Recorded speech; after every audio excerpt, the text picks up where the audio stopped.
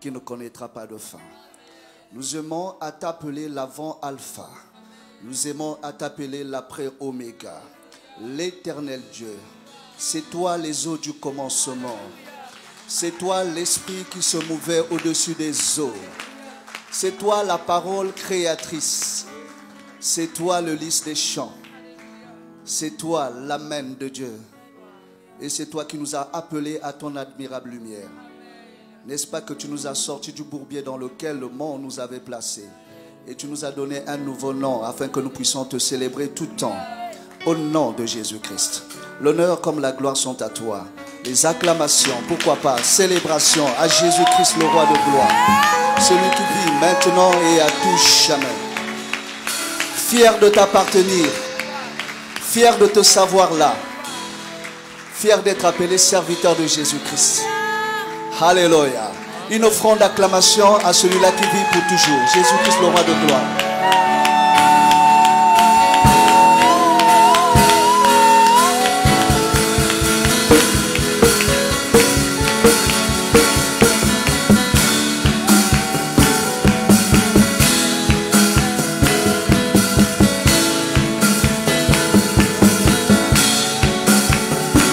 Gloire au Seigneur.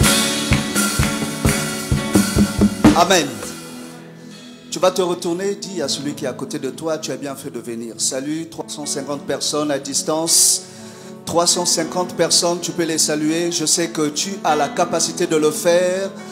En l'espace d'une minute, tu as salué 350 personnes. Voilà, que Dieu vous bénisse. Répandez la joie dans la maison de Dieu. Si quelqu'un est entré ici avec des soucis, que les soucis tombent. Quand tu le salues, les soucis sont en train de tomber. Qu'ils reçoivent la paix. Parce que c'est la restauration. Les vies sont restaurées quand vous entrez ici. Oui, quelqu'un avait compris. Amen. Amen. On va refaire quelque chose. Quand vous entrez ici, vos vies sont restaurées. Personne ne vient rencontrer le Seigneur et sa vie demeure la même.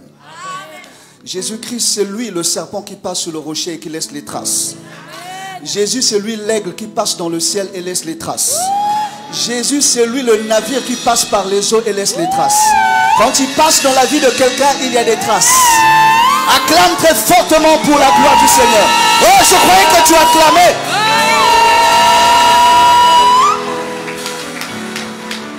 Amen.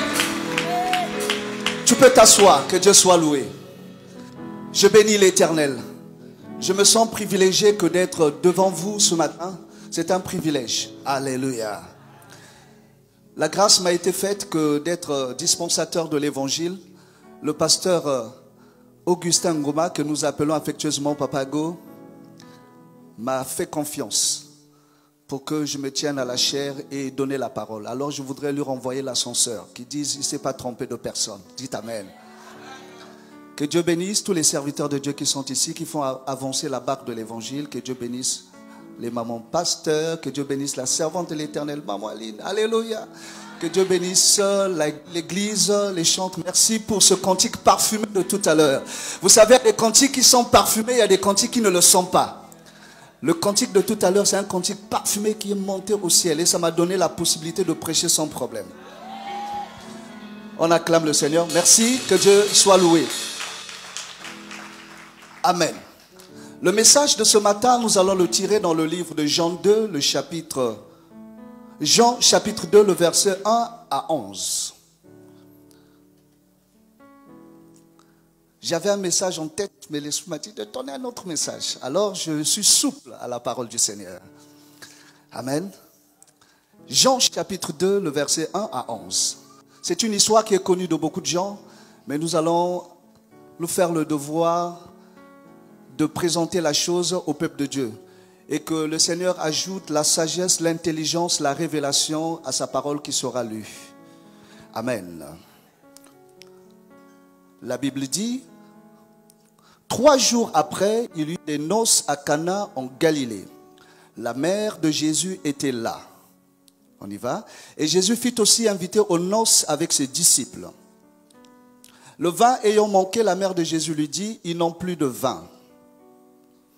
Jésus lui répondit, femme, qu'y a-t-il entre moi et toi? Mon heure n'est pas encore venue. Sa mère dit au serviteur, faites ce qu'il vous dira.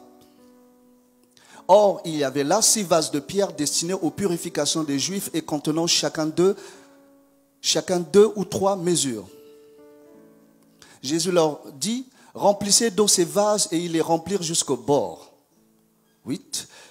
Puisez maintenant, leur dit-il, et portez-en à l'ordonnateur du repas. Et ils en emportèrent.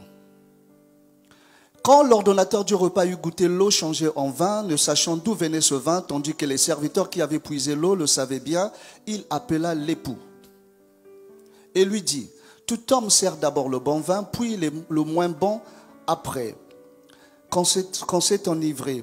Toi, tu as gardé le bon vin jusqu'à présent. Tel fut à Cana en Galilée le premier des miracles que fit Jésus. Il manifesta sa gloire et ses disciples crurent en lui. Parole du Seigneur, on l'acclame très fortement.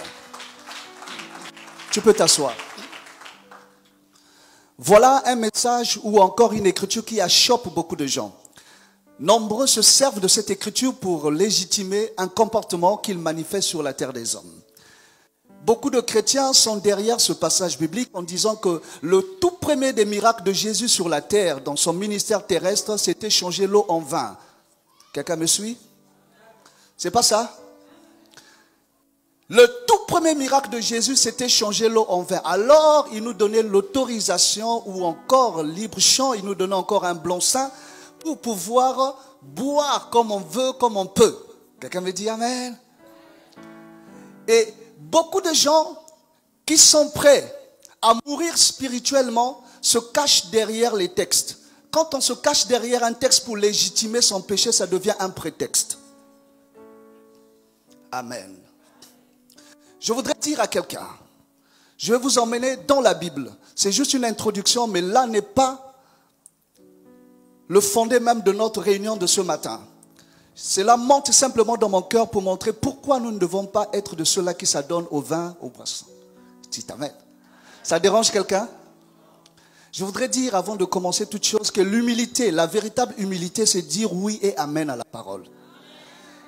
Ce n'est pas parce que tu as donné la deuxième joue après avoir reçu la première gifle que tu es humble.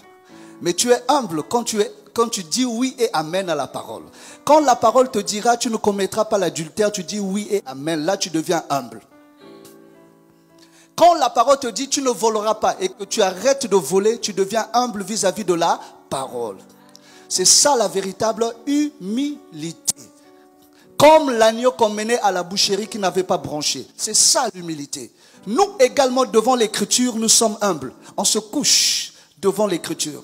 Même si ça nous fait mal, on dit oui et amen. C'est ça la véritable humilité. Dites amen. Et l'humilité, c'est dire oui et amen à la parole. Même si tu étais accroché à quelque chose qui te nourrissait, quelque chose qui faisait ce que tu es. Mais si la parole tombe, tu dis Seigneur, à compter d'aujourd'hui, j'ai dit oui et amen à ta parole, j'arrête avec cette vie. Nous sommes dans le livre de Lévitique. Lévitique chapitre 10, le verset 9. On va me l'envoyer. Je voudrais qu'on le lise dans 2 versions. Dans la version Le Semeur et dans la version Louis II 1910. Je lis la première version. Tu ne boiras ni vin, ni boisson enivrante. Toi et tes fils avec toi, lorsque vous entrerez dans la tente d'assignation de peur que vous ne mouriez. Ce sera une loi perpétuelle parmi vos descendants. On y va? Afin que vous puissiez distinguer ce qui est saint de ce qui est profane, ce qui est impur de ce qui est pur. Dites amen à la parole. Amen. On reprend le verset 9, s'il te plaît. Voilà, le semeur. Toi et tes fils ne buvez ni vin, ni autre alcool, quand vous devez aller à la rencontre. Ainsi, vous ne mourrez pas, c'est une règle pour toujours. Vous la respecterez de génération en génération. Oui. Ne buvez pas d'alcool, alors vous pourrez décider si une chose est sacrée ou non, si elle est pure ou impure. Dites amen à la parole.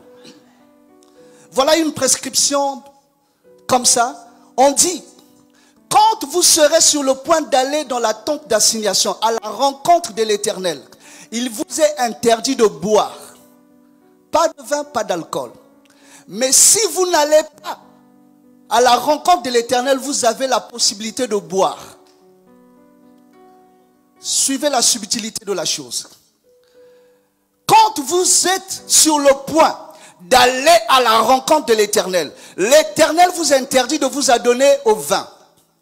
Mais si vous ne vaquez pas à la prière, vous pouvez boire.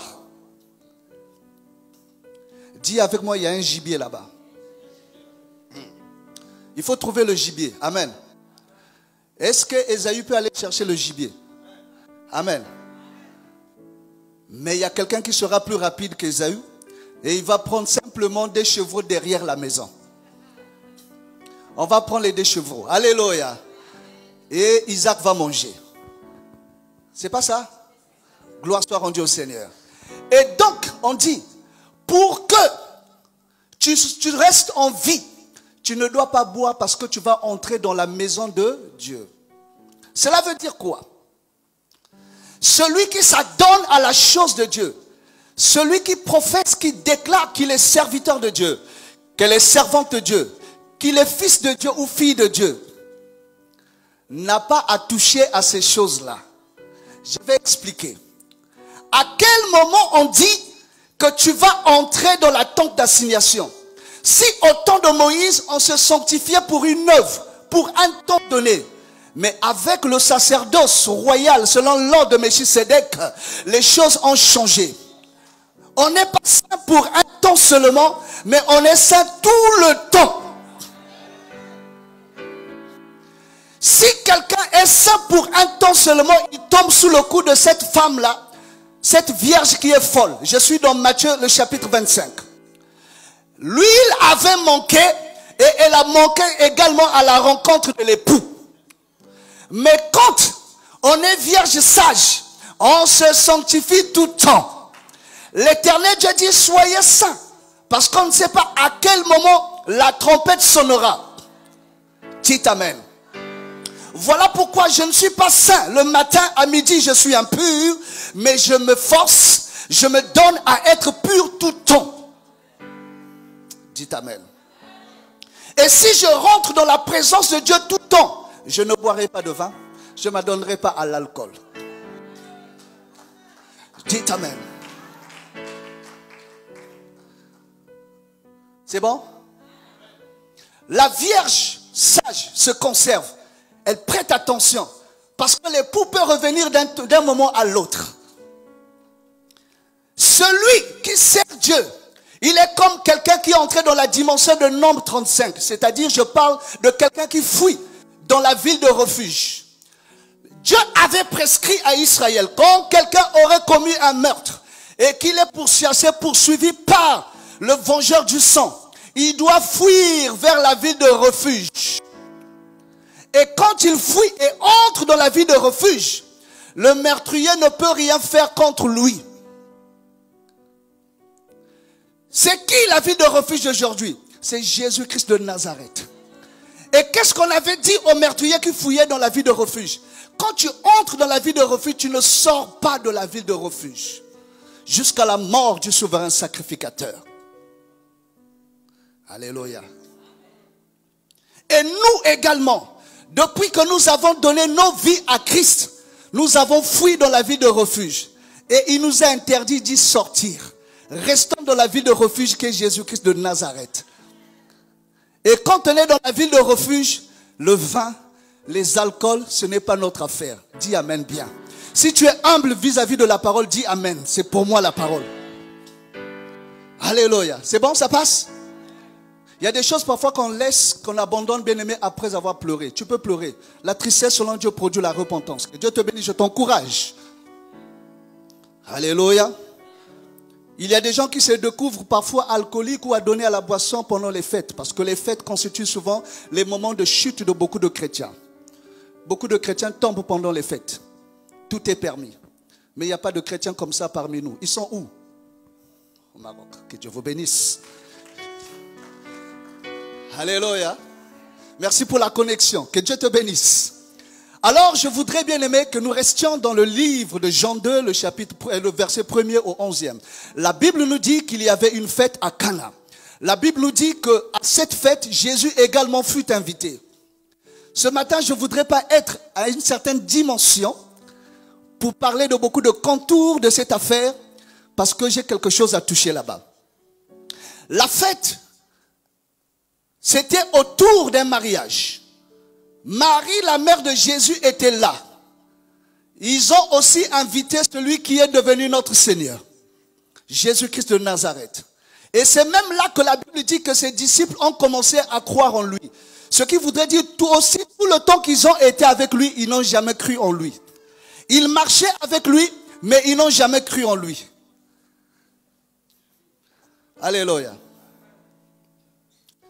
La Bible dit, est arrivé un incident majeur à cette fête. Parce que ce qui fait la beauté des rencontres de la fête, c'est le vin, parce que le vin réjouit le cœur. Dites Amen.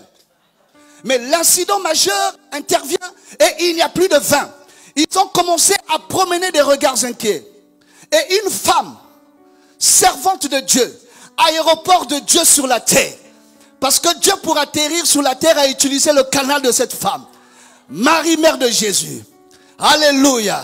Qui a porté le Seigneur dans son sein, certainement pendant 9 mois.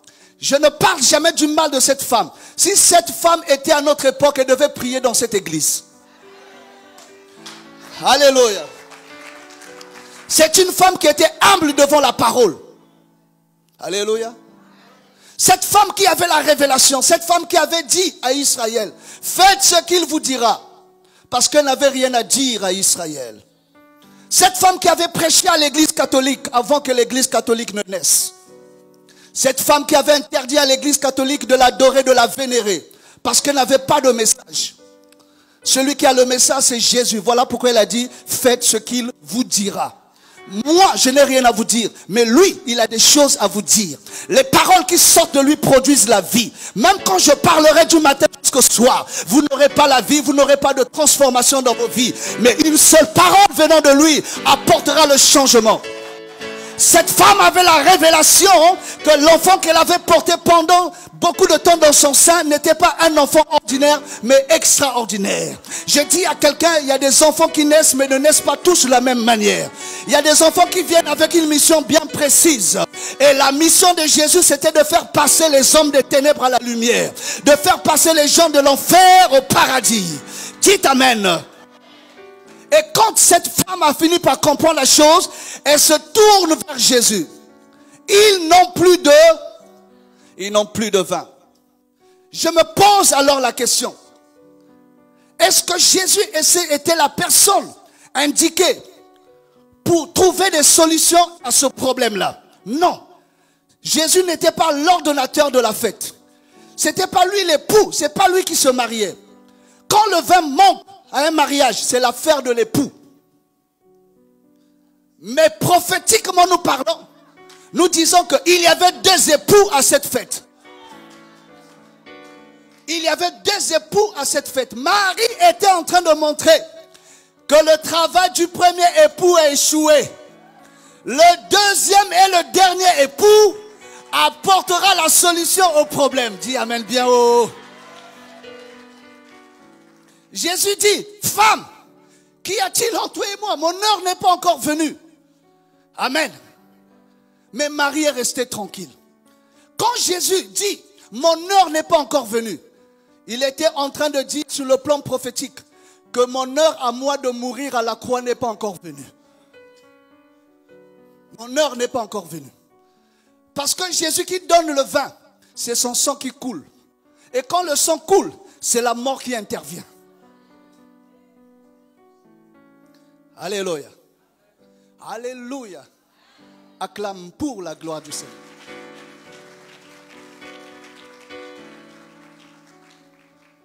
Mystère au sujet du vin. Comprenez très bien, le premier vin qui avait été servi à la fête tirait son origine d'un arbre physique. C'était la vigne. Dites avec moi un arbre physique.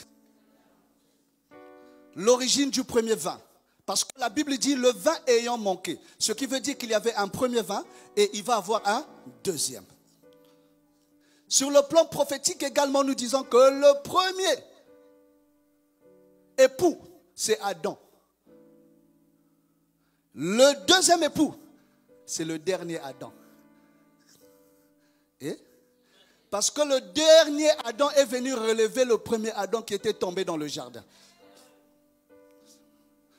C'est bon? Je ne monte pas trop. Je redescends. Amen.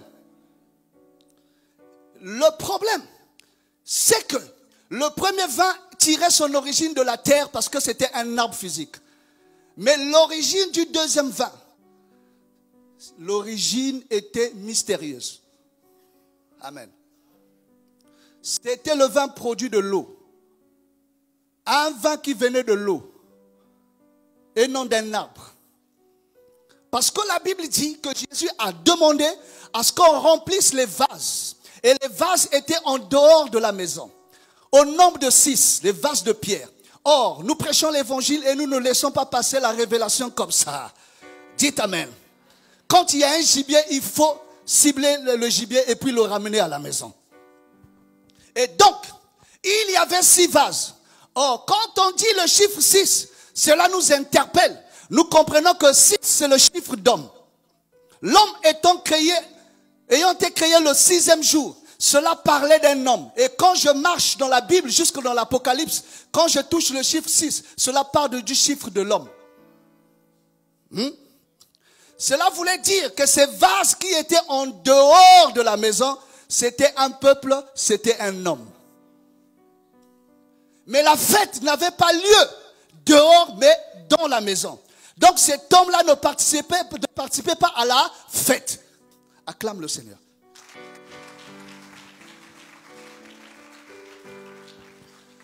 Vase de pierre.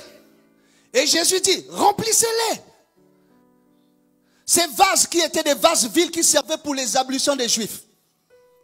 On lavait les pieds, les mains, les ablutions, comme on voit aujourd'hui nos amis ouest-africains le faire. Ils ont gardé cette chose. Pourquoi? Parce que l'étoile brillante du matin n'a pas encore brillé dans leur vie. Bien aimé, même comprendre les Écritures, c'est un don. Voilà pourquoi la Bible dit, à vous qui avez été donné de comprendre ces choses. Donc même comprendre, c'est un don que Dieu fait. Il y a des gens qui lisent la parole, qui écoutent la parole, mais qui ne la comprennent pas. Si vous rencontrez, bien aimé, l'énuque éthiopien, posez-lui la question. Il vous dira que j'étais en train de lire la prophétie, mais je ne comprenais pas. C'est un don. Dites Amen. On amène les vases dans la maison, là où il y a la fête, seulement quand il y a eu un problème.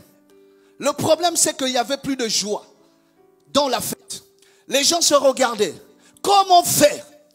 Comment faire pour solutionner ce problème? Jésus a dit, remplissez les vases qui sont en dehors de la maison. Et suivez très bien. Si le premier vin a réjoui les cœurs à un certain niveau, mais la réjouissance qui viendra du deuxième vin sera particulière. Amen. Ces vases servaient. Il y avait de l'eau pour les ablutions, on lavait le corps. C'est simplement, bien aimé, une chose. Le produit qui sortait de ces vases n'avait pas d'impact ailleurs que sur le corps. C'était l'extérieur, la forme. Cette eau-là n'entrait pas dans les bouches des Israélites, mais c'était pour laver les corps. Mais quand Jésus a changé cette eau-là en vin, cette eau-là pouvait maintenant entrer dans la bouche de quelqu'un. C'est-à-dire, la première eau, c'était un message. C'était le message de Moïse, la loi. Ce message qui était venu pour changer simplement la forme des gens, mais qui ne traitait pas le problème de l'homme dans la profondeur. Mais quand Jésus est venu avec son message, ça ne change pas seulement la forme, mais également le fond. Parce qu'on pouvait maintenant boire cette eau-là qui était devenue du vin. Acclame le Seigneur.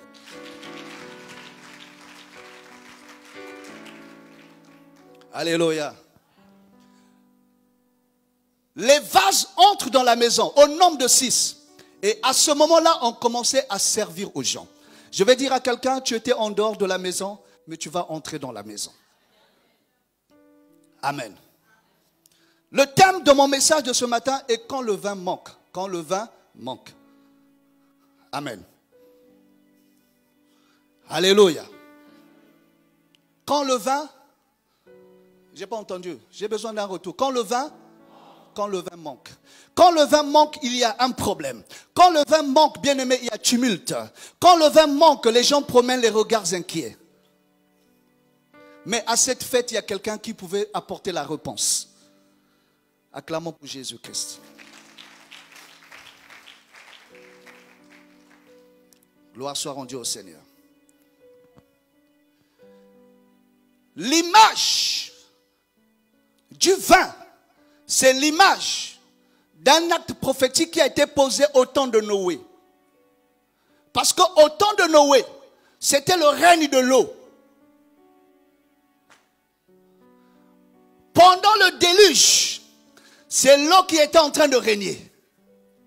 Il avait fallu que seulement Noé, le prophète de Dieu, lâcha la colombe. Et quand la colombe est lâchée, la colombe revient au temps du soir à son bec avec une feuille d'olivier.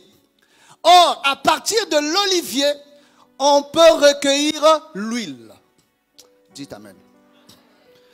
Et l'huile, c'est le symbole du Saint-Esprit. Dites Amen. Commencez à comprendre que Dieu, comprenant la chose, il disait à Noé, c'est bien la parole, mais il faudrait que la parole soit accompagnée par la puissance, par le Saint-Esprit. Je vais dire à quelqu'un bien-aimé, tu peux avoir toutes les révélations du monde, mais si le Saint-Esprit est placé, est mis de côté, bien-aimé, ton message sera sec. Pour que le message ne soit pas sec, il faut qu'il soit accompagné par la puissance. Voilà pourquoi dans l'arche de Noé, il fallait ramener la feuille de l'olivier, pour que tout le message de Noé ait de la puissance.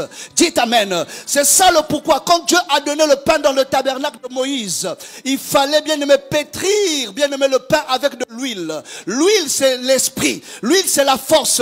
L'huile, bien-aimé, c'est la victoire en Jésus-Christ de Nazareth. C'est bon? Et nous bénissons Dieu qu'à ce moment-là, un problème est posé. Je voudrais descendre pour que tu comprennes maintenant. Parce qu'il y a des moments, il y a des gens qui ne sont pas montés avec nous. Alléluia. Toi qui es monté avec nous, acclame d'abord pour la gloire du Seigneur.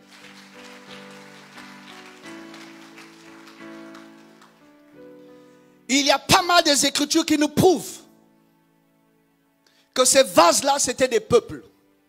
On va lire pour ceux qui prennent les notes. 2 Timothée, le chapitre 2, le verset 20 à 21, surtout le verset 21.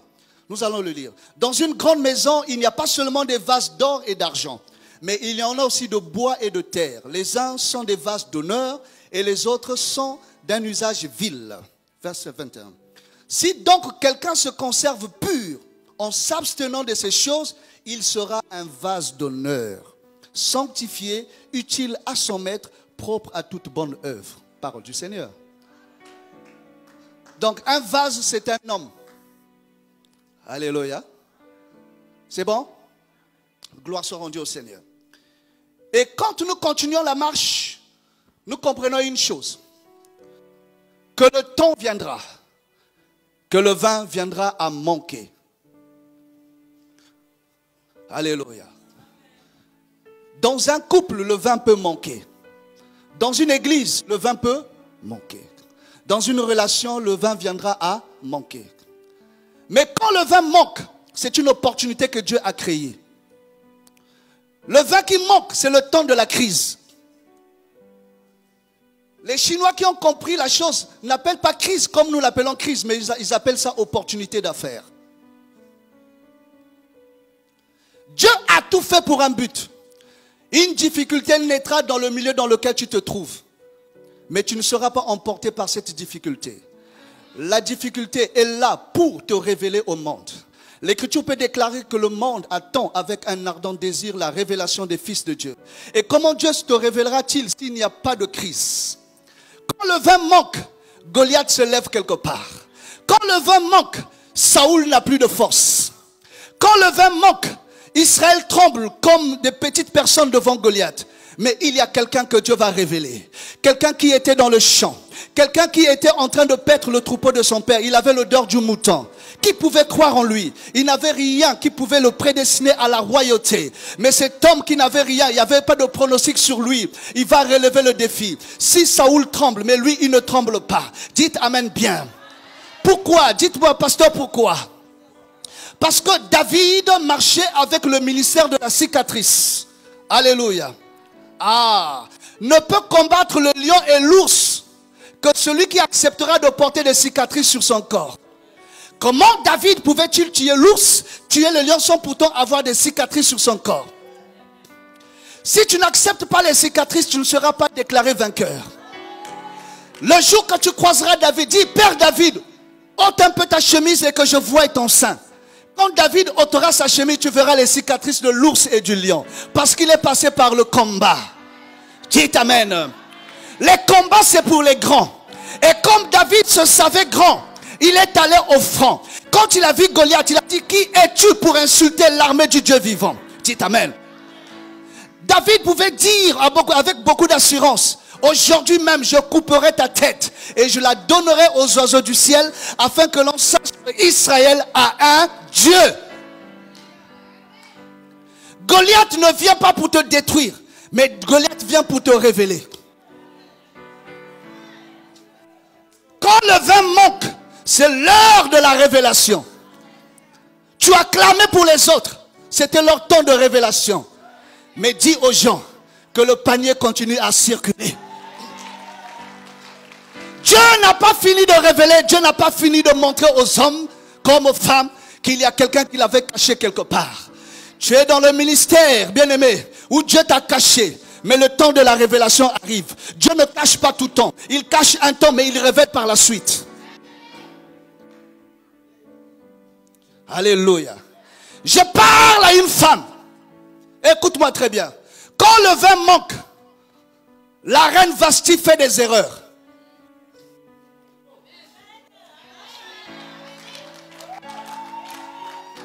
Quand le vin manque, la reine Vasti fait des erreurs. Pourquoi? Parce que Esther doit entrer dans le palais royal. Dis amen. Il arrivera des moments où une personne occupe une position quelconque, mais ce n'est pas sa position. Dites amen. Et comme tu dois entrer dans cette position, Vasti va se retrouver en train de faire des erreurs. Le roi dit, emmenez-moi ma femme, la reine Vasti, pour que tout le royaume voie combien elle est belle. Mais elle va faire des caprices. Elle ne veut pas paraître dans la présence du roi. Et le roi va consulter les principaux du royaume. On va lui dire, roi, on peut régler ce problème-là. Dites amen. La chute de Vasti, Esther n'avait rien à voir là-dedans. Esther n'a pas trafiqué pour que Vasti tombe. Esther n'a rien dit au royaume pour que la reine Vasti tombe. Mais ce sont les choses de Dieu. C'est ça la volonté parfaite de Dieu. Dites amen bien. Alléluia. Quand Dieu trafique, quand Dieu prend la décision d'installer un fils ou une fille, bien aimé, nous ne sommes pas là. Reste tranquille. Il y a quelqu'un qui est en train de travailler pour toi dans le secret. Dis avec moi que Vasti tombe. Que Vasti fasse des erreurs. Pour que je règne. Dites amen. Je prêche à des gens qui n'ont pas de gentillesse, bien-aimé, sans fondement. Ta gentillesse là, ça ne vient pas de Dieu. C'est de la naïveté. Dans les choses de Dieu, quand Dieu a dit c'est toi, c'est toi. Quand le vin manque, les astrologues, les magiciens de l'Égypte n'arrivent pas à interpréter le rêve.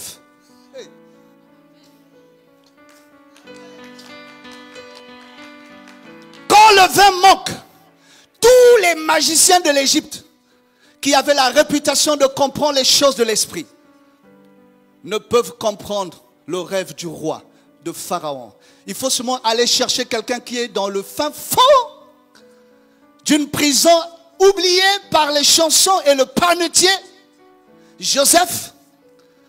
Alléluia. Et Joseph qui sort de la prison, c'est pour expliquer le songe. Dites amen. Dis avec moi, le vin manquera. Quand le vin manque, Joseph abandonne la tunique de la prison. Et il révèle la tunique que le roi lui donne. Jacob, c'est lui le patriarche. Quand on dit le Dieu d'Abraham, d'Isaac et de Jacob, on ne dit pas le Dieu de Joseph. Joseph ne fait pas partie des patriarches. Amen. Suis-moi très bien. Quelqu'un a enseigné, il a dit le Père, le Fils, le Saint-Esprit. Abraham, Isaac et... Mais nous ne sommes pas des trinitaires.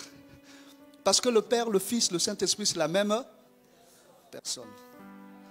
Dites amen bien. Je m'arrête là. Alléluia. Mais suis-moi très bien. Joseph, qui était en prison, qui n'avait pas une position favorable. Mais Jacob, lui, il avait la promesse. Lui qui avait reçu quelque chose d'Abraham, donc de par son père, Isaac. Alléluia.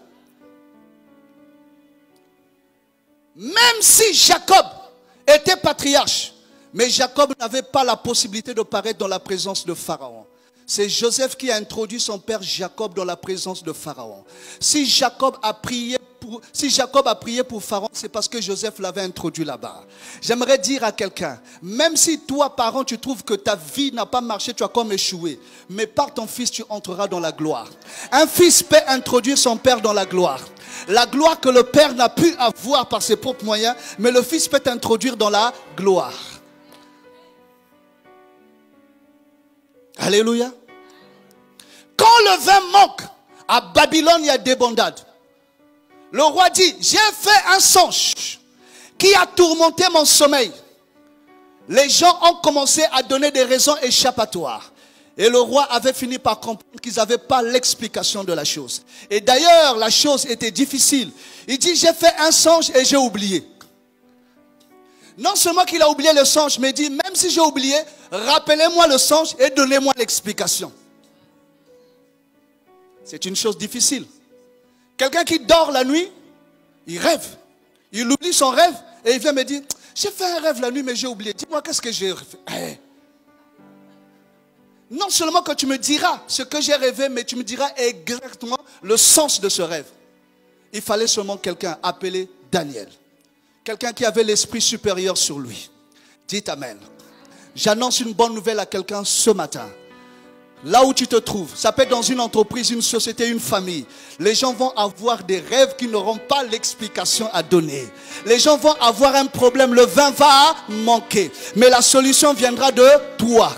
Parce que tu as été sélectionné par Dieu pour pouvoir solutionner, apporter la joie, apporter la paix dans la famille, dans la société. Dis amen bien. Alléluia. Ne promène plus les regards inquiets parce que le vin vient de manquer. Tu n'as pas l'information, mais tu as bien fait de venir au culte de ce matin. Tu repartiras. Ce message n'est pas un message prophétique, mais ce message est un message prophète. Alléluia. Quand tu reçois ce message, il te parle tout le temps. Marche avec cette parole que le vin vient de manquer quelque part. Quand le vin manque, les ennemis de ta vie ne s'entendent plus entre eux. Ils se retournent l'épée contre eux. Pourquoi? Parce que le vin vient de manquer. Dis amen bien. Alléluia. Il y a des combats où Dieu te dira sors de ce combat. Il y a des combats que tu combattras. Mais il y a des combats où Dieu te dira sors de ce combat parce que c'est mon affaire à moi. Dites amen bien. Les Syriens ne savaient pas qu'ils devaient se retourner l'épée entre eux. Mais le temps est arrivé. Pendant que la peur a commencé à gagner le cœur de l'homme de Dieu. Mais Dieu lui a montré, ouvre les yeux, vois. Vous êtes plus nombreux. L'armée d'Israël est plus nombreuse que l'armée de la Syrie. Et ils ont commencé à se retourner, se canarder entre eux. Je t'annonce une bonne nouvelle. Tous les ennemis connus, inconnus de ta vie sont en train de se battre entre eux. Pourquoi? Parce que le temps de Dieu est arrivé. Mais quand la chose viendra, ne parle pas, ne te prononce même pas, reste calme, garde le silence, parce que l'Éternel est en train de combattre à ta place. Dis amen bien. Il y a des choses qui arrivent dans ta vie pendant que tu ne t'attends pas. C'est là que la Bible dit que tout ce qui arrive, c'est pour ton bien. Alléluia. Tout ce qui arrive, tout ce que Dieu met en marche, C'est pour que tu arrives à dire Alléluia, pour que tu arrives à témoigner la puissance de l'Éternel. Acclame très fortement pour la gloire de l'Éternel.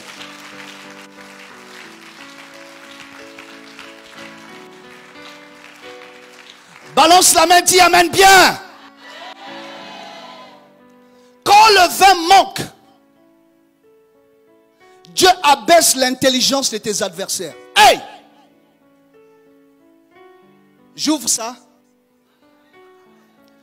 En Égypte, il y avait beaucoup de gens intelligents et sages. À Babylone également. Mais Dieu avait abaissé l'intelligence des astrologues, des magiciens de l'Égypte pour élever l'intelligence de Joseph, tout comme de Daniel. Ce n'est pas ton diplôme qui va déterminer ce que Dieu va faire avec toi. Mais c'est simplement une question de choix de l'Éternel. Dieu va abaisser l'intelligence de quelqu'un. Dis Amen. Dieu va abaisser la force de quelqu'un pour manifester ta force à toi. Alléluia. Voilà comment Dieu a abaissé l'intelligence des Égyptiens. Royaume réputé, détenant la civilisation la plus prodigieuse. En Égypte, il y avait des gens versés, bien-aimés, dans une connaissance très pointue. Mais ce jour-là, Dieu a fermé le ciel à ces hommes-là. Et il a ouvert le ciel de Joseph. Amen. Il a ouvert le ciel de... L'Éternel entre dans son palais. Que toute la terre fasse silence. Quand Dieu entre dans son palais, toute la terre doit se taire. Qui est l'Éternel qui entre dans son palais? Mais c'est toi, parce qu'il a dit, ne sais-tu pas que ton corps est devenu mon temple à moi? L'Éternel vit en moi. Et quand il entre dans son temple, tous ceux qui parlaient doivent apprendre à se taire. C'est-à-dire l'adversité doit s'arrêter. Celui qui parlait et qui avait la possibilité de t'arrêter, il ne pourra plus le faire. Il ne comprend pas. Avant, il avait la possibilité de t'arrêter, mais il n'arrive plus à t'arrêter. Les gens vont dire, mais on ne te comprend plus. Tu opères dans quelle dimension? Tu diras, ce n'est plus moi qui vis, mais c'est Christ qui vit en moi. Alléluia. Quand le vin manque, quelqu'un se lèvera pour rebâtir. Quand le vin manque, il y aura une Déborah. La Bible dit, à cette époque, tous les hommes en Israël étaient sans force, c'était des peureux. Et se leva une femme au nom de... Mais laisse-moi te dire, la véritable Déborah, c'est l'église des temps de la fin. Parce que la Bible dit que Déborah siégeait au pied d'un palmier. Alléluia. Mais écoute-moi très bien. La femme, c'est une personne qui est négligée dans la société. On dit les grands problèmes ne sont pas à donner aux femmes, mais c'est pour les hommes. Mais Dieu permettra qu'il y ait un problème. Pour que toi qui es négligé, toi qui es le plus petit de la famille, que l'on te considère. Parce que quelque chose de fort sortira de toi. Dieu ne regarde plus ton sexe, mais Dieu regarde simplement ce qu'il a disposé au-dedans de toi. Dis Amen bien. Dis Amen bien. Acclamons très fortement pour la gloire du Seigneur.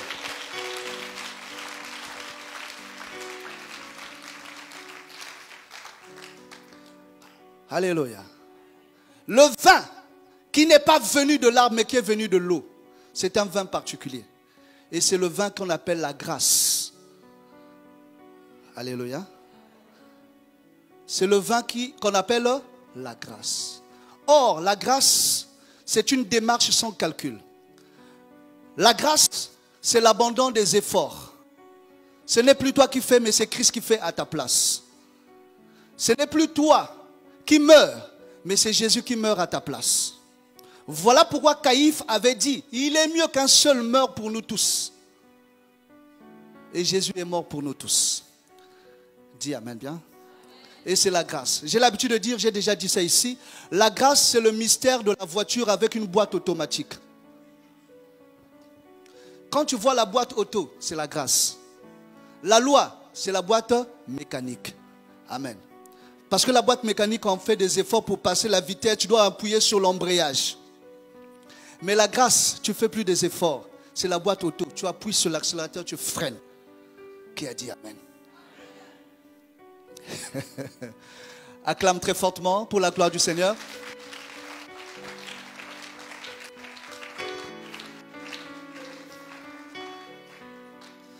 Alléluia. Il y a des prières puissantes que nous arrivons à faire parce que nous avons compris qu'il y a des choses que nous devons demander à Dieu. Amen. Quand le vin manque, les gens ne te comprennent plus. On dit que tu es tombé. Mais dis aux gens, je peux tomber, mais nous ne tomberons pas tous de la même manière. Quand on regarde à ta vie, on dit, mais non, ça ne va pas. Dis aux gens, il y a ça ne va pas des gens du dehors et il y a le ça ne va pas des gens du dedans. Moi, quand je ne tombe pas n'importe où. Quand je tombe sous les ossements d'Élysée.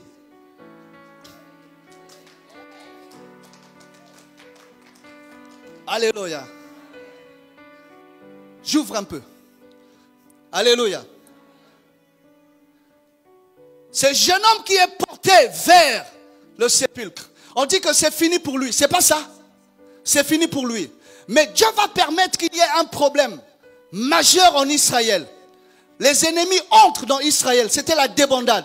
Et dans la peur, les gens ont balancé le corps. Mais le corps n'est pas tombé n'importe où. Mais le corps est allé tomber sur les ossements d'Élysée. Et qu'est-ce qui s'est passé? Au contact avec les ossements, le jeune homme qui était mort est revenu à la vie. Il est revenu à la vie. Dis avec moi, là où il y a la vie, il n'y a pas la mort. Vous savez pourquoi ce jeune homme-là est ressuscité? Parce que Élisée n'avait pas partagé son onction avec qui que ce soit. Élie a donné son onction à Élisée. Mais comme le serviteur qui était aux côtés d'Élisée n'avait pas une bonne probité morale, alléluia, Élisée a préféré mourir avec son onction. Parce que s'il avait donné son onction à Géasi, Géasi devait devenir un papa de Bizinga. Géasi devait devenir un charlatan. Il dit, pour que cet enfant-là ne se perde pas à tout jamais, je meurs avec mon onction. Et quand le jeune homme entre en contact avec les ossements de celui qui avait l'onction sur lui, il revient à la vie. Dis amen. Or, le véritable Élisée, c'est Jésus-Christ de Nazareth. Dites amen bien. Oh, j'ai envie de prêcher. Dites amen bien. Il ne tombe pas n'importe où, mais il tombe sur les ossements d'Élysée. Toi également, quand il arrive que tu faiblisses dans la foi, tu ne tombes pas n'importe où. Tu ne tombes pas n'importe où, mais tu tombes sur les ossements d'Élysée. Voilà pourquoi tu as le pouvoir de te relever. Quand le temps arrive, il y a une parole, il y a une voix qui est en train de tonner au-dedans de toi. Et marche, ce n'est pas ta vie. Relève-toi et continue la marche. Continue la marche. Mais il y a des gens qui tombent, mais qui ne se relèvent plus jamais. Alléluia.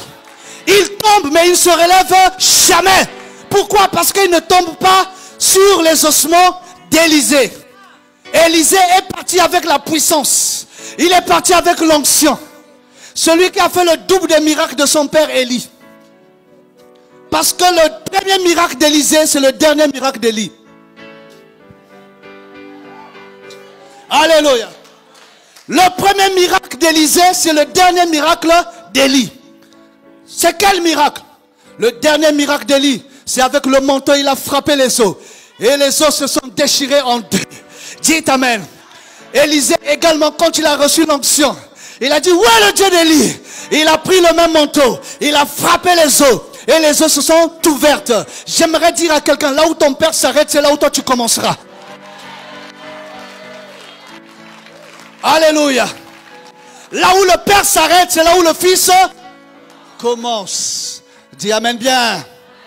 Les gens ont dit que c'est fini pour cet enfant, mais ce n'est pas fini. Dites amen. Cela m'emmène. Je vois une fenêtre s'ouvrir. L'esprit me dit, et Marc, tu n'as pas vu également. Il y a un jeune homme qui était fils unique de sa mère, qui était emmené vers le tombeau. Les gens ont dit que c'est fini pour lui. Mais sur le chemin du cimetière, cet enfant-là qui était mort va rencontrer un autre fils unique. Alléluia. C'était la rencontre de deux fils uniques. Mais là-bas, il y avait un fils unique qui avait la vie, mais il y a un autre fils unique qui n'avait pas la vie. Qu'est-ce qui se passa? Le fils unique qui a la vie a commencé à dire, comment peut-on parler de la mort là où il y a la vie? Comment peut-on parler de la mort là où il y a la vie? Je t'annonce une bonne nouvelle. Quand tu viens à Jésus-Christ de Nazareth, quelle que soit ta condition, elle changera. Quel que soit le problème, il tombera. Quelle que soit la situation, elle changera. Parce que celui qui s'appelle la vie entre en action. Dis amen bien. Alors donne-moi le nom de ton problème que Dieu ne peut pas solutionner. Le fils unique, la maman pleurait. Mais il y avait un autre fils unique quelque part. Amen. Jean 3,16. Que dit la Bible? Dieu. Oui. Dites-moi, est-ce que la Bible dit Dieu a tant aimé le monde qu'il a donné son fils? Non. Mais la Bible dit Dieu a tant aimé le monde qu'il a fait quoi? Unique. Pas deux. La maman là également n'avait qu'un seul fils. Pour elle tout était perdu. Parce que pour une mère, c'est le fils qui apporte. C'était une richesse en Israël et même aujourd'hui. C'était une fierté. La nature venait de lui arracher ce qu'elle avait de plus cher. J'aimerais dire à quelqu'un, ce que tu crois être perdu n'est pas perdu. Et amen. Alléluia. Ce que tu crois être perdu n'est pas. Gloire soit rendue au Seigneur. Il y avait tout un cortège. Ce jour-là, il y a eu des bandades en Israël, il y a eu des problèmes en Israël. Parce que lorsqu'on organise les funérailles de quelqu'un, il y a des gens qui font louer les tentes. Il y a des gens qui font louer les chaises. Et il y a même des fossoyeurs. Des gens qui creusent le trou. Amen. Amen. Et il y a des gens qui avaient fait la chose. Ils ont dit, allez faire le trou. Quand on va finir, on va faire le point avec le cahier, on va vous payer. Amen. Et les gens étaient motivés. Et ceux qui creusent souvent les trous, ce sont des gens qui mangent beaucoup. Amen. Alléluia. Ils mangent beaucoup. C'est un travail dur. Et qu'est-ce qu'ils ont fait? Ils ont dit à la maman du quartier, dis maman, tu peux nous donner à crédit à manger. Donne-nous le saka, donne-nous le haricot, donne-nous le manioc, donne-nous aussi le riz. Parce que quand on va finir avec le travail, on va nous payer. Et quand on va nous payer, on viendra te régler. Amen. Mais qu'est-ce qui s'est passé? Eux, ils attendaient à recevoir de l'argent après avoir fait ce travail-là. Mais mauvaise nouvelle pour eux. Ils étaient au cimetière, ils attendaient le corps. Mais le corps n'est jamais arrivé. Le corps n'est jamais arrivé. Hey! Alléluia. C'est-à-dire, il y a des gens qui ont trafiqué au sujet de... Non, à ton sujet, ils ont fait ci, ils ont fait ça. Ils ont même dit aux gens, à telle période, à telle date, elle tombera, il tombera. Ils t'attendent là-bas. Ils attendent depuis 6 h du matin, 8 h, 9 h, midi, tu ne viens pas. Il dit, mais où est le corps? On dit, où est le corps? Mais vous ne savez pas ce qui se passe dans la ville. Qu'est-ce qui s'est passé? Celui que vous attendiez ne viendra plus parce qu'il est ressuscité. On t'attend là-bas, mais on ne te verra pas. Alléluia. Quand le vin manque, les gens te jettent dans le désert. Dis avec moi, on m'a jeté dans le désert. Mais les gens ont oublié. Dis avec moi, jette-moi dans le désert. Et tu me retrouveras à Cana. Alléluia. Quand le vin manque, les gens te jettent dans le désert. Oh, pour arriver à Cana, il faut passer par le désert. Ils n'ont rien compris. Dieu a aveuglé leur intelligence. Ils croient bien faire, mais ils font mal. Tout ce qu'ils font, c'est pour moi. C'est pour mon bien. Ils m'ont jeté dans le désert. Mais ils n'ont pas la révélation que juste après le désert, c'est Cana. J'entrerai dans le pays où coule le lait et le... Alors je pose la question à l'église. Comment une terre peut donner le miel, une terre peut donner le lait? Ouf. Cana est une terre qui donne le lait et qui donne... Yes. Alléluia. Quelle est cette terre-là qui donne le lait? Quelle est cette terre qui donne le miel? C'est Jésus-Christ de Nazareth. Le lait, c'est la parole. Le miel, c'est la parole. parole. Tout vient de Jésus-Christ. Dis amen bien. Quand la Bible dit, vous entrerez dans un pays que vous n'avez jamais connu. Alléluia. Je montre à l'église également. Canaan était un pays peuplé. C'est un pays qui était habité. Ce n'était pas la terre d'Israël. Alléluia. Vous habiterez les maisons que vous n'avez pas bâties.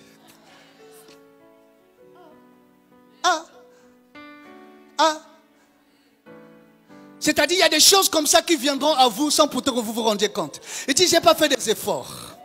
Et pour comprendre que tu es dans la grâce de Dieu, tu ne fais plus d'efforts. Tu dis, mais ça c'est qui? Qu'est-ce qui se passe? Ce que je vous avais dit, Adam dort célibataire, il s'est réveillé marié. Alléluia. Il dort célibataire, le gars se réveille.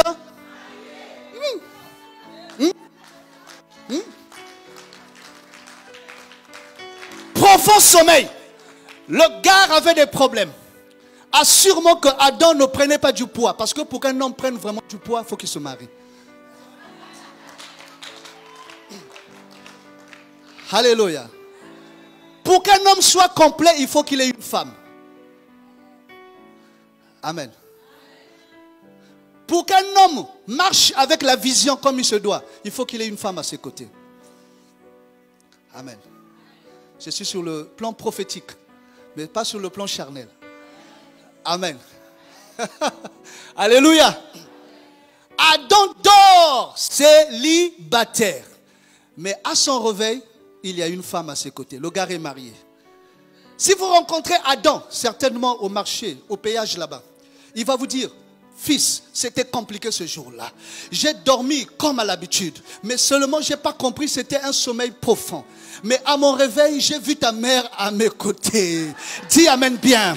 C'est-à-dire, tu peux dormir pauvre et te réveiller riche. Tu peux dormir malade et te réveiller guéri.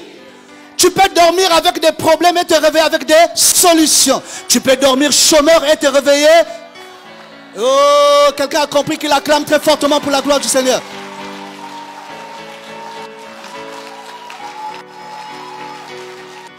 Alléluia.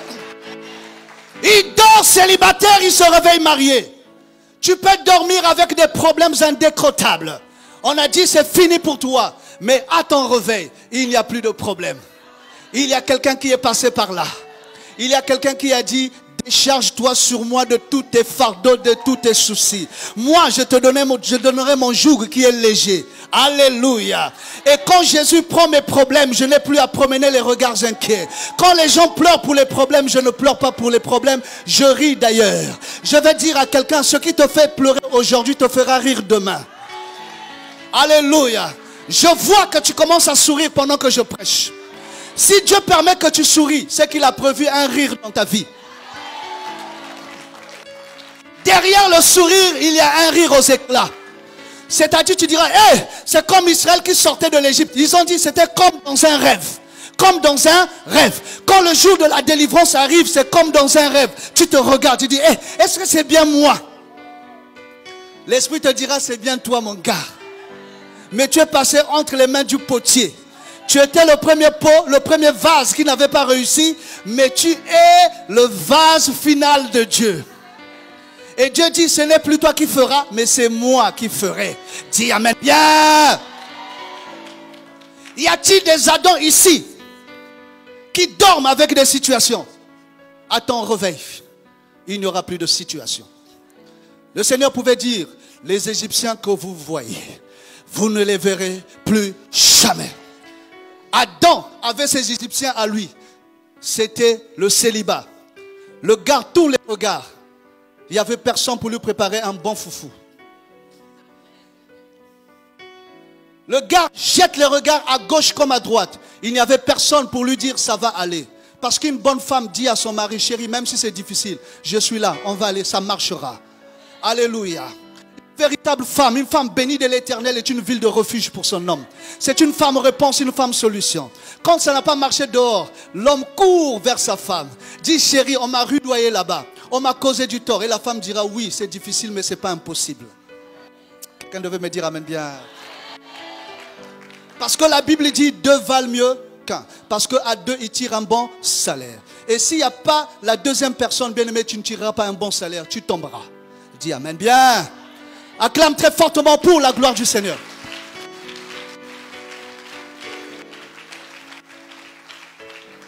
Amen. L'heure est avancée. On peut se lever tout en acclamant très fortement pour la gloire du Seigneur. Alléluia. Est-ce que tu peux lever les mains vers le ciel? Dis avec moi au nom de Jésus-Christ. Éternellement Père, ce jour, je prophétise que le vin est en train de manquer quelque part et on m'attend. Au nom de Jésus-Christ, je proclame que Vasti est en train de faire des erreurs pour que je récupère mon trône. Au nom de Jésus-Christ,